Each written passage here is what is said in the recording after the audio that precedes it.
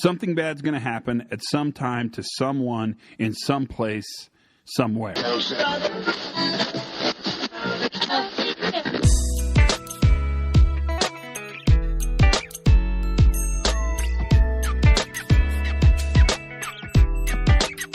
Hi, everybody, and welcome to the Pre-Accident Investigation Safety Moment. I'm your lovely host, Todd Conklin. I hope you have a little time for me today. Just a couple minutes, that's all I need. I want to challenge you, and I want to challenge you straight up to your face.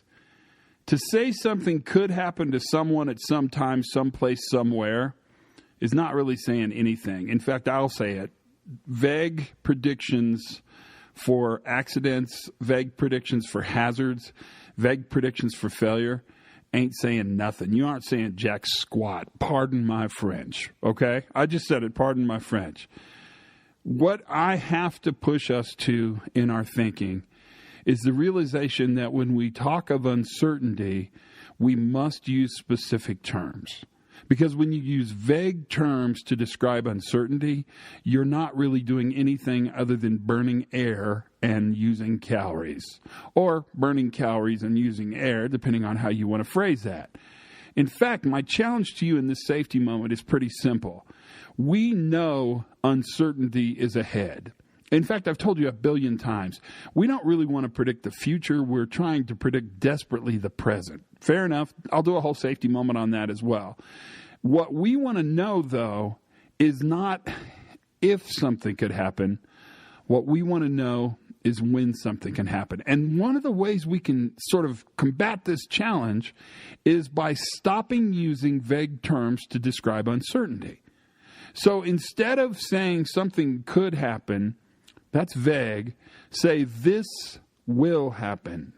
When this happens. Not if, when this happens. And by using more precise, non-vague language to describe uncertain outcomes, what you do is you push your thinking towards the actual prevention of the outcome, the prevention of the consequence, the prevention of the potential injury, potential failure, potential quality defect, whatever failure it is you're trying to manage. That shift in thinking, and it's a simple linguistic shift, that's all it is. It's just a different form of language, actually manages the way we think. So what's interesting about language, and if you read Sapir, or the Whorf-Sapir hypothesis, look it up. I'm not making this crap up. Look it up.